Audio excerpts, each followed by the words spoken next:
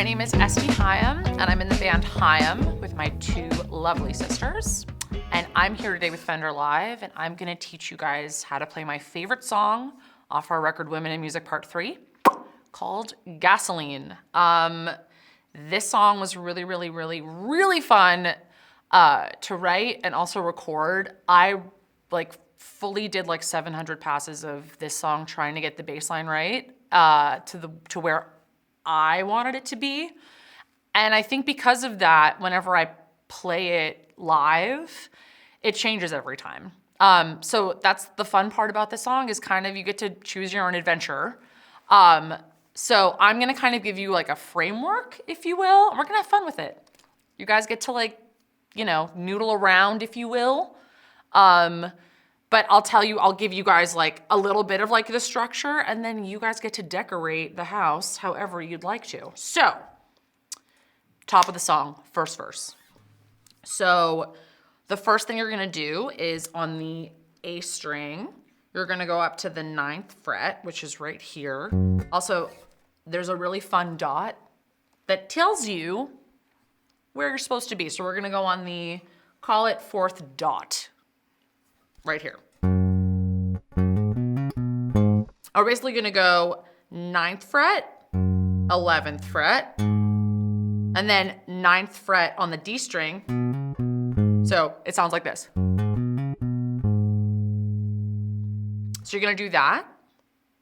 And then the next part is, so to put it together, it's 1, 2, 3. 2, 3.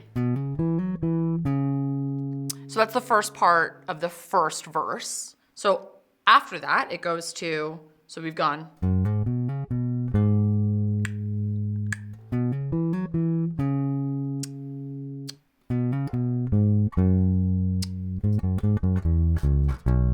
So what that was, and that is the part where I think you kind of want to stick to what it is on the record. I would say that part is a little stringent.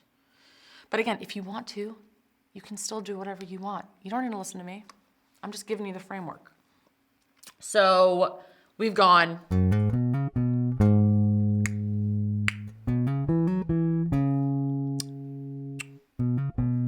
And then this part is just hammer on. Ba, ba, ba, ba, ba, ba, ba. I can't go that low. My voice doesn't go that low. So that's the first part of the first verse. And then the second part, this is where, if you want to go a little squirrely, please have at it. I love an improv. The only thing I will say is you kind of want to stay within this zone. So you want to stay within this box, if you will. I hate when people tell me to stay in a box, so I apologize. But for this part of the song, stay in the box. So basically, you're gonna go up to the 11th fret, and you're gonna go. That's where you just wanna start. Just make sure you get that part, and now we get to do whatever we want. So also, full disclaimer, when I was recording Gasoline, I was listening to a lot of the Californication record by Red Hot Chili Peppers. And so now when I listen to the record, I can almost hear the influence of John Frusciante and Flea on my playing. I listen to, it goes in waves. At that point in my life, listening to a lot of that record. So I do some hammer-ons and some pulls of the string. So you can do that too. Get a little, again, choose your own adventure. So what I'm gonna do is, see that hammer-on pull? And then you kind of just can do whatever you want in that box. And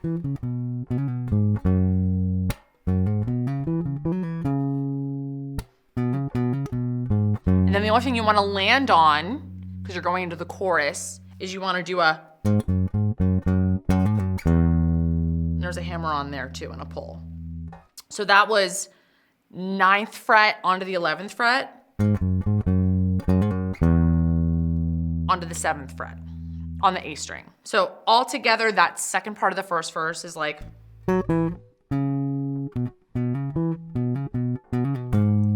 whatever you want.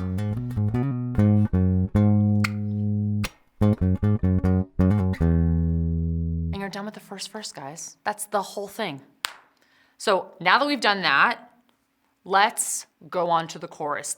So let's think of like the first verse as like, we're loosey-goosey. We're kind of just we're doing what we feel.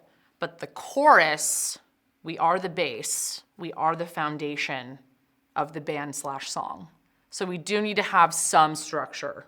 And that's where this comes in. So chorus, we're gonna start on the E string, first string, on the 5th fret, and we're going to do quarter notes. We're gonna pedal, as we call it in the Indo. We're gonna pedal the entire time through the chorus. So we're gonna go A 4 times, ba, ba, ba. My voice can't go that low. Ba, ba, ba, ba. And then this is E, or the 7th fret on the A string. So 1, 2, 3, 4. And then 7th fret, first string. And then 9th fret, A string. So all together it sounds like this.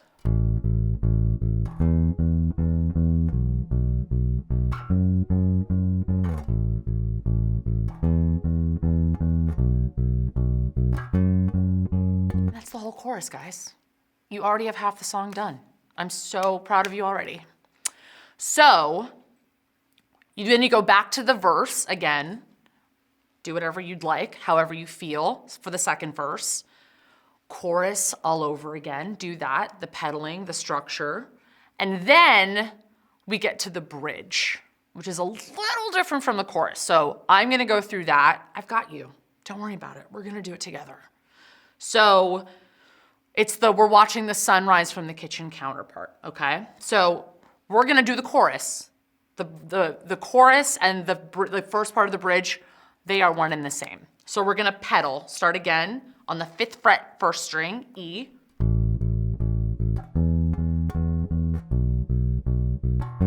Okay.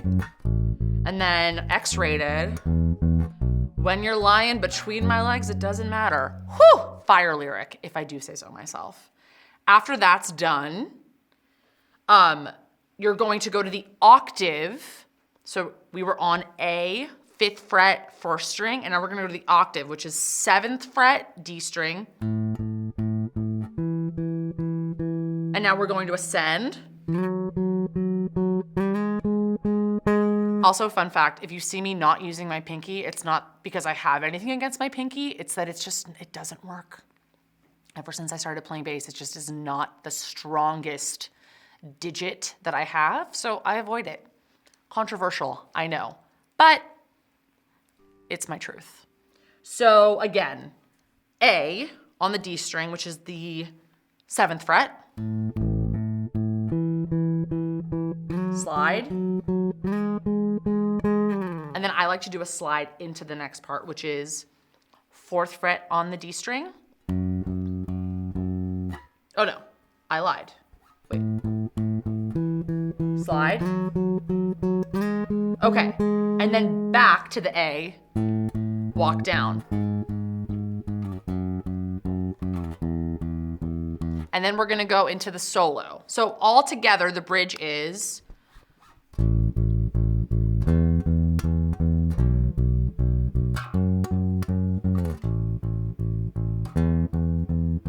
and then I like to go hold.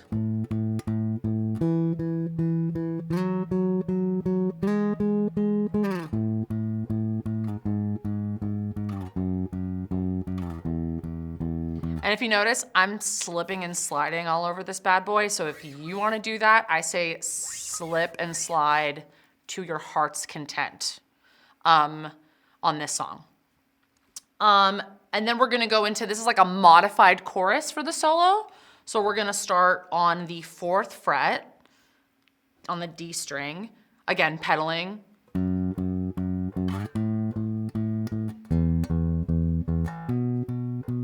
So that was just 4th fret D string up to the 7th fret D string, 7th fret A string, 9th fret D string.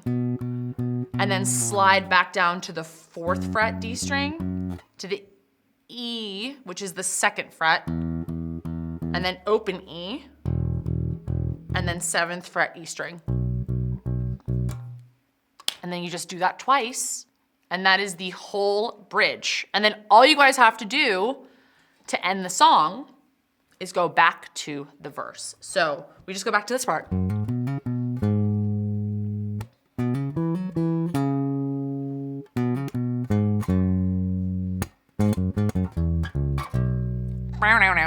And then you're done. And that is the whole song, you guys. You guys, that was really fun. I'm like really, really proud of all of you. I'm proud of myself. We did it together. And now I think what I should do is answer some of the questions, the burning questions that you guys have had. And I'm going to start with, this is number 1. Here we go. Who have been some of your biggest inspirations of bass guitarists, both legendary and contemporary? Okay, so let's start with the legendary. I feel like I've said this a lot, but for those of you that don't know, one of my most vivid memories in general, but also in regards to bass playing, was when I saw Stop Making Sense for the first time, and I saw Tina Weymouth play, and I remember seeing it and just being like, okay, that's what I want to do. That's what I want to be. Like, that's what I want to do with the rest of my life, is like be whatever that is that I'm seeing on the screen. She is such an incredible artist, songwriter, like bass player, like the multi-hyphenate of Tina Weymouth, like, and her stage presence, the way that she performs, like I was like, that's what I want to attack the bass the way that she attacks the bass. So I love you, Tina Weymouth. Thank you for inspiring me every single day. Contemporary, it's not a secret how much I love this human.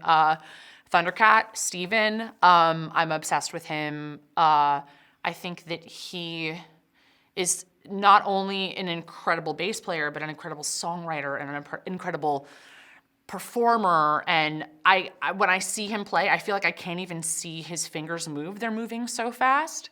But everything that he does is so tasteful and innovative, and I am inspired by him as well every day. So hi, Thundercat, I love you if you're watching this. What is some advice to young musicians and bass players who want to make it in the industry? Well, this is what I'll say. I think this kind of goes without saying. You need to practice, not like the 10,000 hours thing is like, it's not, to me, isn't even close to enough. I think that you have to get to like 100,000 hours and then we can talk. I think that it's one of those things where like, if you want to do this for a living and you want to make this your life, I think that you just have to eat, sleep, drink, talk. Like everything has to be about this. And it needs to be the first thing that you think about in the morning and the last thing you think about before you go to sleep at night. When I got my first Fender, I slept with it the first week that I had it. It was like a comfort blanket to me. It's all I could think about. And I think that's kind of like the first step. You just need to practice and play your ass off and take every opportunity you can to play bass. And that's, to me, all you can do. Okay, Haim is comprised of you and your 2 sisters. Shout out Danielle and Alana. Hopefully they're watching. And I'm making them proud. How is it working with family? How do you find such an amazing creative synergy between you all? Personally, I don't really know how to not work with my family. I've been in a band with my family since I was 9 or 10. I had a band with my mom and dad. We were called Rockenheim. It was super cool. We played like street fairs and like charity events from the time that I was a kid. So I've never really known anything different. And I think I'm really lucky that I have two siblings that are as obsessed, if not more obsessed with music than I am. And my parents too. I mean, there was always music in my house growing up and everyone was always singing, and we had like a setup in our living room. And so there were always instruments out, and, you know, we would just, you know, jam all the time. But yeah, you know, I consider myself really lucky. But yeah, it's great. Okay, third question. Do you feel like bass players don't get the recognition they deserve? That is a resounding yes. This is a two-parter. If so, how do you change that? The collective you, I think us as bass players, I think that all we can do is, you know, try to be as outspoken about how great this instrument is and how much fun it is to play, and to also just be the best bass player that you, every time you perform, just play your ass off. I like to think of myself as a front woman. Some people might disagree with me, but I treat every performance like I am the front woman, and I treat the performance like I'm playing like my life depends on it every single time. And I hope that changes people's perspective on how important this thing is. We're the foundation, guys. We're the melody, we're the rhythm, we do everything. We're great. We're so important. Okay. Fourth question. Besides practicing, what's something any young bassist should be doing on a daily basis? What's a common pitfall amongst up-and-coming bass players?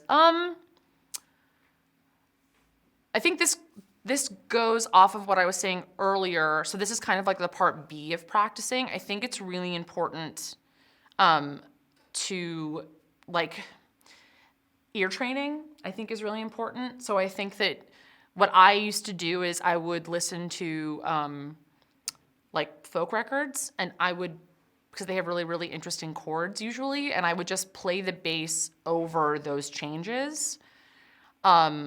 And like listen for false bass, and if I could be doing harmony over some of the chords.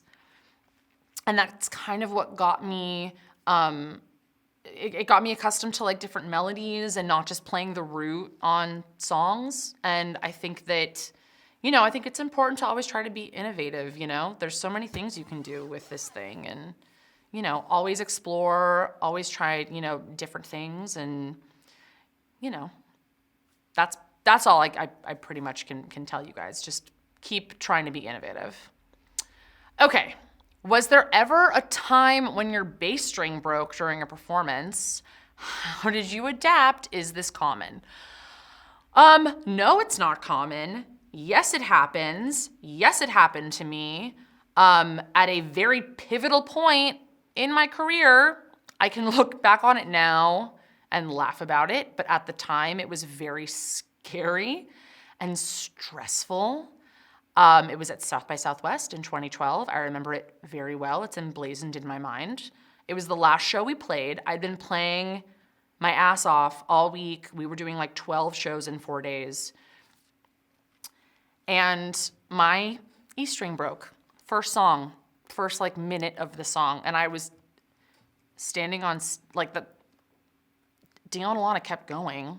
Like, our drummer kept going. Like, I was just kind of standing on stage, like, smiling awkwardly and trying to transpose the entire song in my head. And I did it. You know, it's a sink or swim moment. And I had to sing. I had to transpose and sing at the same time. But you know what? I did it. I never want to do it again. But it is possible. And if it happens to you, you can do it. You just kind of got to do the mental gymnastics in your head. And I feel for you if that ever happens to you. And I apologize that it's happening to you. I cannot tell you how much fun I just had. I'm so very, very grateful that all of you guys came and joined me today on this bass playing tutorial journey. Thank you to Fender Live. Thank you to Fender in general. I love everyone that is on this very, very fun live tutorial, and I hope to see you soon on the road. Thank you guys. Have a good night. Have a good day. Mwah!